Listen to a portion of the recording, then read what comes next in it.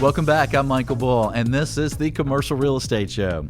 You know, we do appreciate hearing from you. If you have any comments or questions, reach out to us by social media, email, phone, or smoke signals.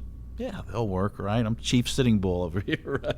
You can smoke signals to me. You can access our contacts at our new website, commercialrealestateshow.com, and do check out the new website. Incredible content there. You're welcome to share it with your friends and followers.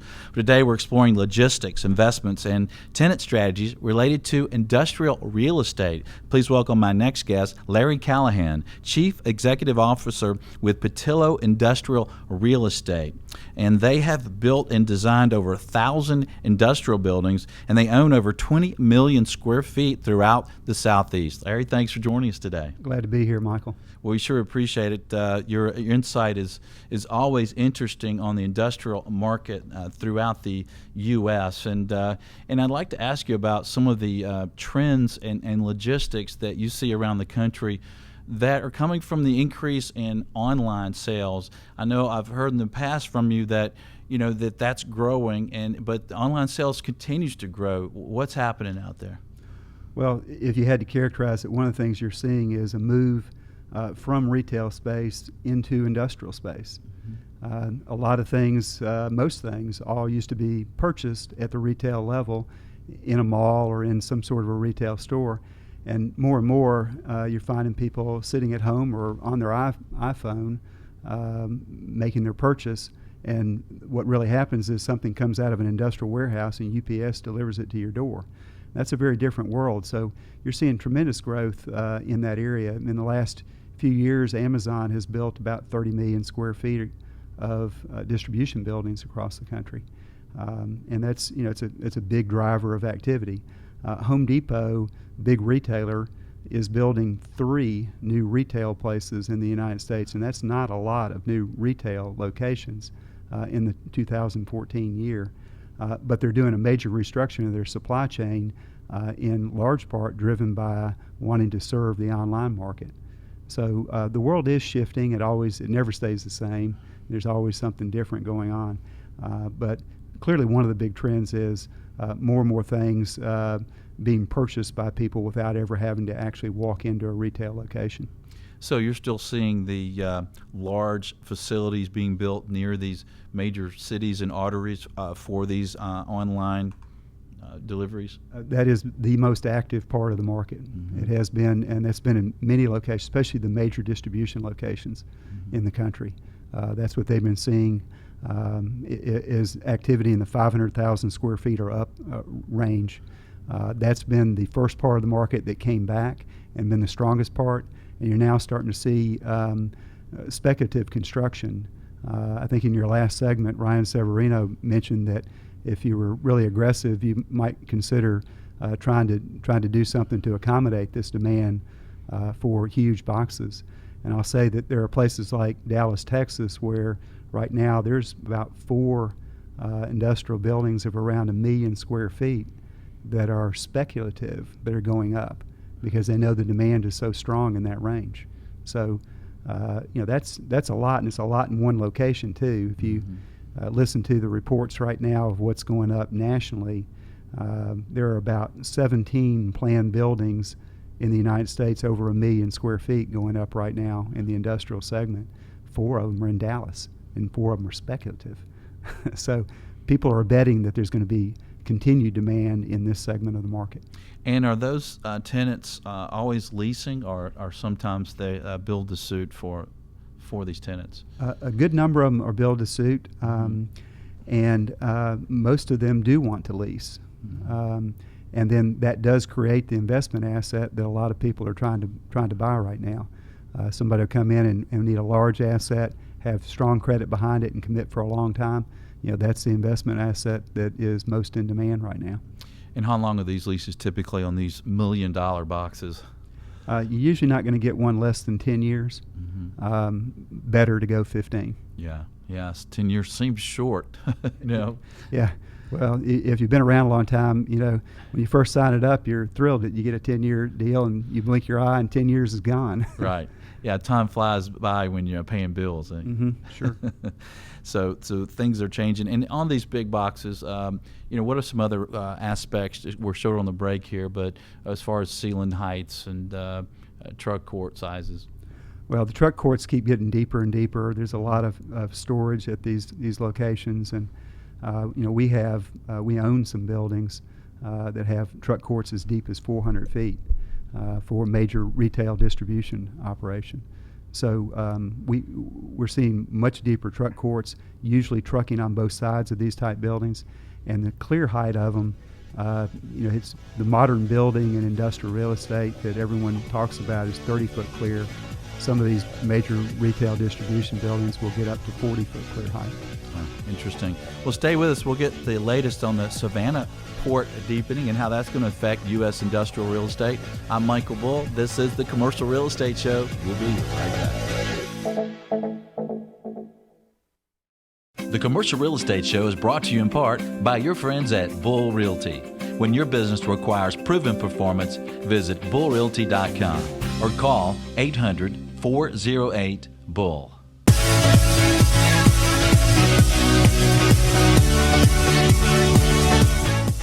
Welcome back. I'm Michael Bull, and this is the Commercial Real Estate Show. We have some great shows coming up for you, including next week, a show on mixed-use development, which should be very interesting. Don't miss a show of special value for you. Sign up for a once-a-week email announcing the show topic at commercialrealestateshow.com. Well, today we're exploring the logistics, investments, and tenant strategies related to industrial real estate with Larry Callahan with Pattillo Industrial Real Estate. And Larry, we've heard that the deepening of the Savannah port is going to change a lot of the way logistics is done in the U.S. We hear it's funded, we hear it's not funded, we hear it's going to happen, we hear it's not funded. What is the latest? Well, the Savannah port is one of the major ports in the United States. It's the fourth largest container port. And the reason people are focused on the Port of Savannah, Port of Charleston, and the ports along the East Coast from New Jersey all the way down to Miami is that the Panama Canal is going to be widened, and they're going to greatly increase the capacity of the ships that can go through that port. And Savannah is one that people are focused on because all the wrangling that has to take place in order to be able to do that kind of work, environmental issues and working with the Corps of Engineers. There's agreement that has all been reached on that, and there was an expectation that we were about to fund that expansion back at year end. Now, unfortunately, the federal government is sort of tight with money right now, and that did not occur right at year end. So it's still up in the air exactly when the funding will come from the federal side of this. The state of Georgia has already allocated $231 million to that deepening and expansion project for the Port of Savannah. But the total project is a $652 million project. So there is a significant amount of federal funding that needs to come along. And, even in an era where things are tight, there still are legitimate uses of, the federal government activity and powers. And the Port of Savannah is a port that doesn't just serve the Savannah area or the Savannah region. It serves more than the state of Georgia. The things that come out of that port go to as far away as Orlando, Birmingham, Memphis, Charlotte. So the rail connections that come out of there are pretty significant. So this is a project that affects the whole southeast United States. And the same will be true for the Port of Charleston. That won't just affect the Charleston area. So there are deepening projects and that need to occur. They are not yet funded, and it's actually going to be very important to get the maximum benefit out of the widening of the Panama Canal. We have to do these improvements at the port. Now, the Panama Canal was supposed to be complete, the expansion, by 2014, which is this year, and it's been delayed. The latest report I've heard is 2015. We'll know it when we see it, but if you're not ready for it, it will go to the places that are ready. And right now, the deepest ports on the East Coast are Miami has done some work. New Jersey and Hampton Roads, Virginia, are all deep enough to accommodate these big boats. If it's going to come to the others and get the benefit spread to the consumers all over the United States, these port projects need to be finished. And what about the funding then? So the funding is really not there to deepen the port of Savannah, right? It hasn't been approved yet. Yeah. The U.S. government is running a deficit, so a lot of things that we're spending money on right now, are above and beyond what we're taking in as a nation.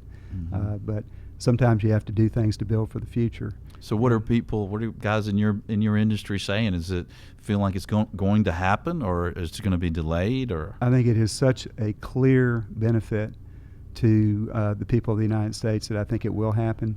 The reports show that for every dollar that's spent on that deepening, the economic benefit to the United States will be $5.5, and that's a very strong cost-benefit analysis. Yeah. So I think it's a matter of politics, and when the politics align, the economics say do it.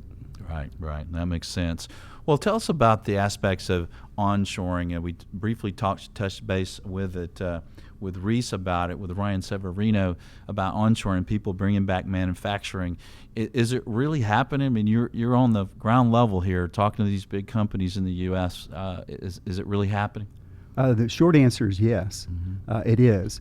We're not in a tidal wave of it yet, but it is starting to come this way. And Ryan, I think, did a good job of identifying a lot of the reasons why it is happening. Mm-hmm. But I talked recently with Jeffrey Immelt, who's the guy that runs, is the CEO of General Electric.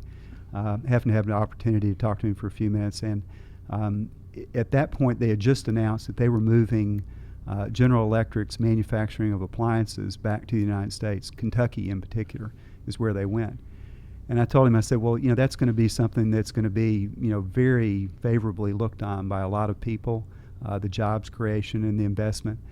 Did General Electric do that because of the optics of it, that would look good and feel good? And he said, absolutely not. We did it because we're in the job, our business is to try to deliver the lowest possible cost product to the customers that we're serving. And the best place in the entire world to build their product and deliver it to U.S. customers is right there in Kentucky. So the economics that drove people to take things to China are changing. And there are changes in labor cost, and the differential is the issue. Mm-hmm. And the differential is not as great as it used to be. The language issues are significant. The travel that it takes to get over there, the pollution that exists in the air when you're there, and electrical availability and cost here are very competitive on the international scale. So I think you're going to see more of that. Okay. Well, you heard it here. U.S. companies can now manufacture in the U.S., bring it back, bring the jobs back here. Well, stay tuned. We're going to have some tips for tenants. And gentlemen, if you are running a company, stay tuned. I'm Michael Bull. This is the Commercial Real Estate Show.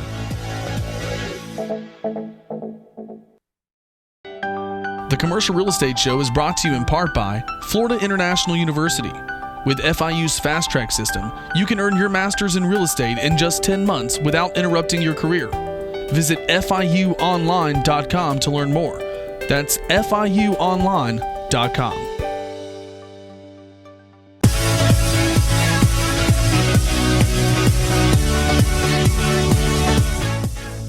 Welcome back. I'm Michael Bull, and this is the Commercial Real Estate Show. Do you have any commercial real estate questions? Well, if you do, we'd like to get them from you. Each business day, I answer a question on a video. We post it to the Twitter account, Ask Michael Bull, and the show's website, commercialrealestateshow.com. Look for the tab Answers. Well, today we're exploring industrial real estate with Larry Callahan with Pattillo.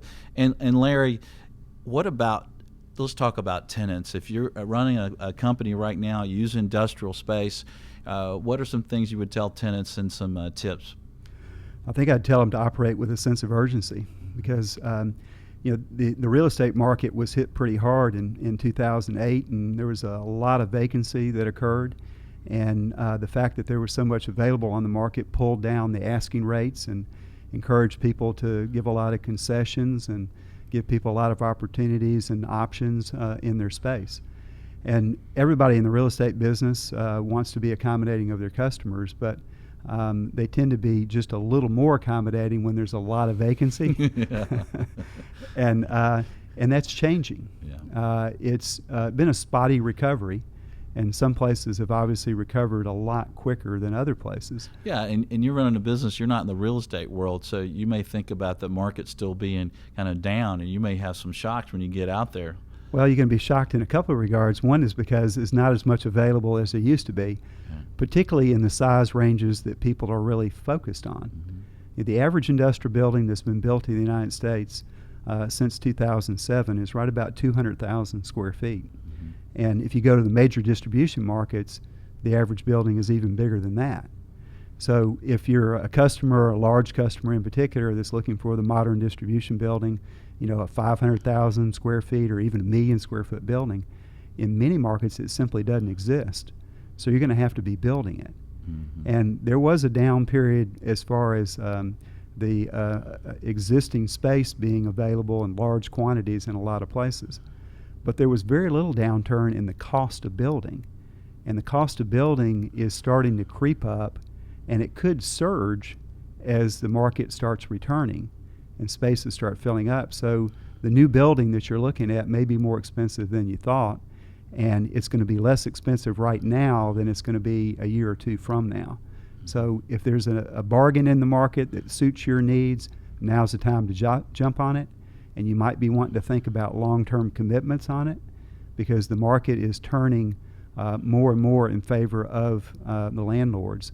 And it's been very much a buyer's market for an extended period of time. Yeah, and like you said, there's a lot of reasons. You got land costs that are increasing, you got construction costs that are increasing, and you have more demand from other tenants, so you're going to see rents increasing. So if you have a lease coming up in the next several years, you may want to get out in front of that and do it now. And we're short on the end of the show here, but some of these users on the smaller properties, say the 50,000 square foot and things, are some of them buying as well? Yeah, exactly, and that 50,000 is a good one to think about, because the average industrial building in some of the major markets is closer to 50,000 than it is to the 200, which is what's getting built. Mm-hmm.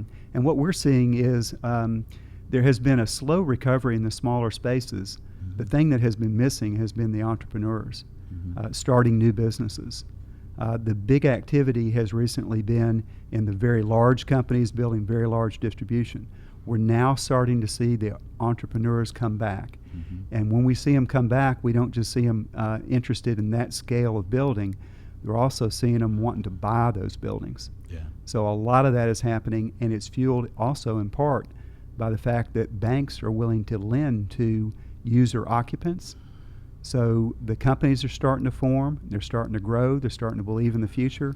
The banks are providing them with funding. So we are seeing that segment grow. Well said, Larry. Thanks for joining us today. We appreciate it. Glad to be a part of it. I think it is a great time for some companies to buy. Well, thanks for joining us this week, and please join us next week. We talk about mixed-use development. So thanks for joining us. I'm Michael Bull. Until next week, be sure that you always lead, learn, and laugh, and join us for the Commercial Real Estate Show. The Commercial Real Estate Show is brought to you by Florida International University, Real Crowd, and Bull Realty Commercial Brokerage, a great place to do business. For more information on these companies or to access additional podcasts, videos, or blogs, visit commercialrealestateshow.com.